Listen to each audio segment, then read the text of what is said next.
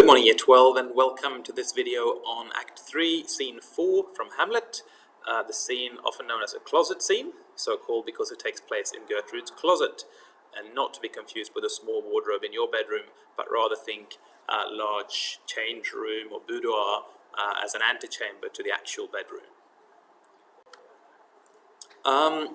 It's a scene that's showing a lot of the mistrust and a lot of the other themes that have been built up throughout the scene.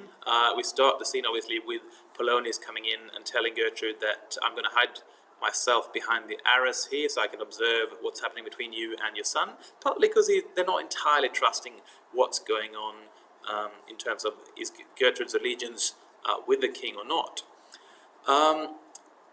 In terms of the imagery in the scene and the language in the scene, it builds on the juxtaposition that we've seen in the very first soliloquy, or that this too solid flesh would melt, in that Hamlet compares Claudius to his father, and we get the same sort of comparative setup and the same kind of classical allusions that we saw back in Act 1.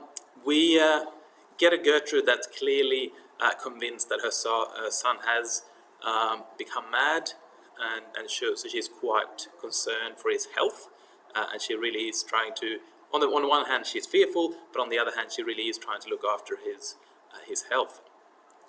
It does particularly build on the two metaphors from before, the unweeded garden from that first soliloquy, where here Hamlet talks about Gertrude putting compost on the weeds so that they can continue to sprout and grow across the kingdom as a symbol for corruption and Claudius's deceitfulness.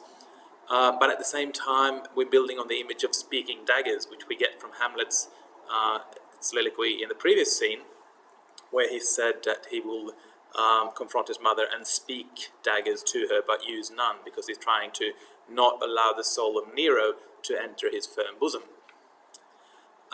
It's also interesting how Hamlet uses parallelism to unbalance his mother, and there's a great deal of banter between the two in this.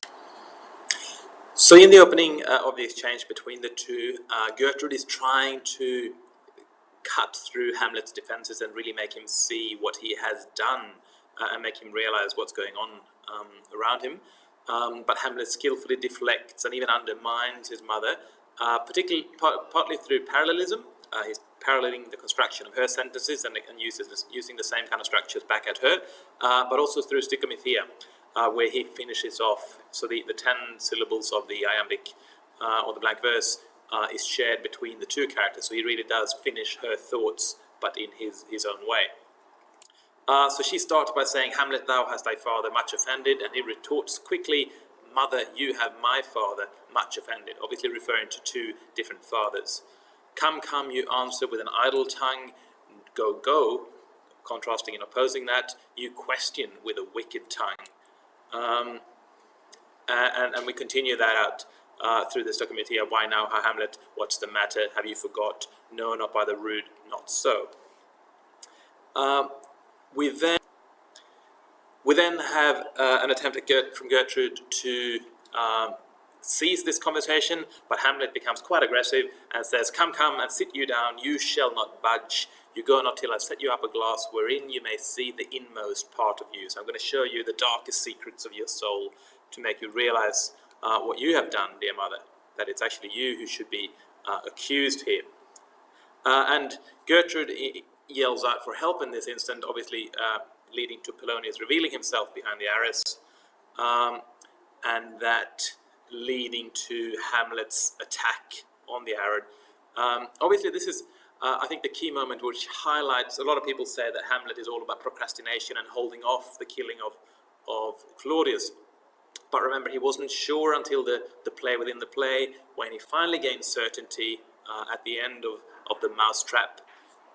He does take action almost instantly. He goes in, is about to kill Claudius when he has the realization that I can't kill him now because he's confessing he is fit and seasoned for his passage. That would be higher in salary, so I can't kill him now. However, as soon as he's sinning in some way. And now he's in his mother's bedroom, and behind the arras is the king, presumably in the act of sinning, and so I can now take my chance. So the alliteration here of the plosive alliteration of dead for a ducat dead really emphasizes the stabbing motion of Hamlet's sword as it runs through the arras. And it's obviously quite ironic that Polonius, who's here to entrap and ensnare Hamlet, instead is caught in his own trap and is killed behind the curtain. This bloody deed that Gertrude exclaims she exclaims is a bloody deed, and Hamlet retorts, well, a bloody deed almost as bad, good mother, as kill a king and marry with his brother.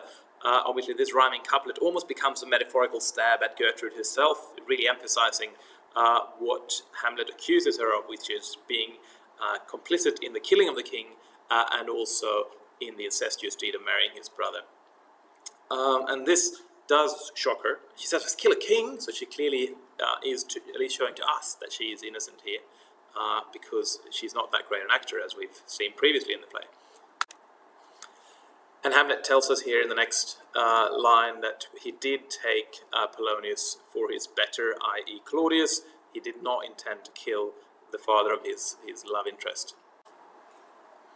Hamlet then encourages his mother to stop wringing her hands and instead allowing him to wring her heart and really find some element of pathos and compassion and empathy in the depth of it. So in response to Gertrude's exclamation, well, what act have I committed? What have I done? And then he goes into this rather lengthy 10-line exposition about what kind of an act it is. It's such an act that it blurs the grace and blush of modesty, etc., etc., etc. And she still doesn't know what this act is. And then we move into the comparative paragraph where or the little monologue where Hamlet compares his father to Claudius. And this is where we really echo the words from Act 1, Scene 2.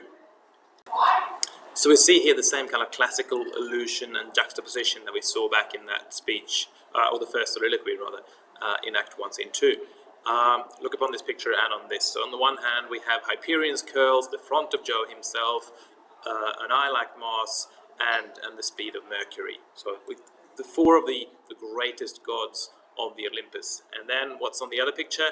Well, here you've got a mildewed ear, and that's obviously representing Claudius. Hamlet then goes on to say that essentially his mother has lost all her senses, because otherwise how could she possibly go from this to the other? And this shock horror is emphasized particularly in line 65 to 72 in the short questions, the exclamations, all building up to this sense of questioning Gertrude about how could you possibly, even a mad person or someone who has no sense would know better than to make your choices. And on line 78 to 80, he even goes through and says that none of her senses are still functioning. And this leads us with a Gertrude who is clearly distraught, possibly because Hamlet is showing all these signs of having lost his mind, or possibly because she actually is starting to search her soul and finding that dark. Thou turnst mine eyes into my very soul, and there I see such black and grained spots as will not leave their tinct. So she feels guilty at least about remarrying so swiftly without taking more consideration about his feelings. Hamlet then continues with this increasingly grotesque and gross imagery, where he says, nay, but to live in the rank sweat of an enseamed bed, stewed in corruption, honeying, and making love over the nasty styes. We're combining the image of a bed that's rank in sweat and dirt, but also enseamed seems to have at least oral connotations of the word semen as well, to really make this quite a gross image. And then we're stewing that in corruption over a nasty sty full of pigs. So it's the ultimate dirt image, if you like. Gertrude's reaction then exactly echoes that of Hamlet in the previous scene, because she says that these words like daggers enter in mine ears, and he obviously said before he was going to speak daggers at his mother, but use none. Gertrude pleads for Hamlet to stop this description, but he continues, and he now describes Claudius as a murderer and a villain and a slave, a cut purse of the empire that stole the diadem, the crown, and put it in his pocket. So very vividly giving us a description of Claudius and his way of the way he's acquired the position of king. He's also a king of shreds and patches. He's not a complete royal like his dear father was. At this point, the ghost re-enters the play, and this is purely to whet Hamlet's blunted purpose, to give him focus again and to bring him back to what he's meant to be doing, which is three things, right? Remember, if you go back to Act 1, Scene 5, when the ghost spoke to Hamlet the first time, he told him to do three things. Take revenge for my killing. Secondly, make sure that you taint not thy mind, so do not lose your sanity. And thirdly, not contrive against thy mother aught. So make sure that you keep your own thinking clear and that you focus on what you're trying to achieve here. At this point, Gertrude is quite distraught by what's going on. She's trying to calm her son down and saying that you need to sprinkle some cool patience on your passion because you're getting way too heated here. You're holding discourse with the air, and clearly there's nothing there because everything that's there I can see, and there is no, certainly your father is not here. You need to calm down and stop talking to the blank air. And she blames ecstasy for having coined this image, and clearly you need to just settle down and you will probably regain your thinking. So Hamlet does calm down a little bit and tries to apologize. And sweet lady, how are you? Calms her down. And then he gives us some instruction. He says, confess yourself to heaven, repent what's past and avoid what is to come, and do not spread the compost on the weeds to make them rancor. Right? So we're using that image from, or that this too solid flesh would melt, the same idea of Claudius' corruption as a weed that's growing to seed in Denmark, and here we're trying to please don't put any compost on it to grow that further. And Gertrude's distress continues, and she says, Hamlet, you've cleft my heart in twain, which Hamlet is quite pleased by, because he says, well, that's great, so throw away the worser half of it, which is the heart that loves Claudius, and instead carry on living as an innocent person the way that you're meant to. So before leaving his mother, Hamlet does reassure her and sort of apologize in the fact that heaven has pleased it so to punish me with this and this with me, that I must be the scourge and minister. I must be cruel only to be kind. So I'm going to be cruel, but I'm also going to be kind. Thus bad begins and worse remains behind. And then he just lets her know one last thing, and that is when you meet up with Claudius, try not to consummate any further marriage duties in his bed, but let him for a pair of reachy kisses ravel out all this matter out, that I essentially am not in madness but mad in craft. So allow him to find out that the madness is feigned, and I'm not actually I'm only putting on this antic disposition, and instead and see how he reacts to that message. And Gertrude assures him that she will not speak anything of what she's just heard, because obviously this is shocking news to her. And Hamlet leaves her by telling her about Rosencrantz and Guildenstern's plans to, well, there's letters sealed, and my two schoolfellows, whom I will trust as I will adders fanged, must marshal me to knavery. But I've got a plan.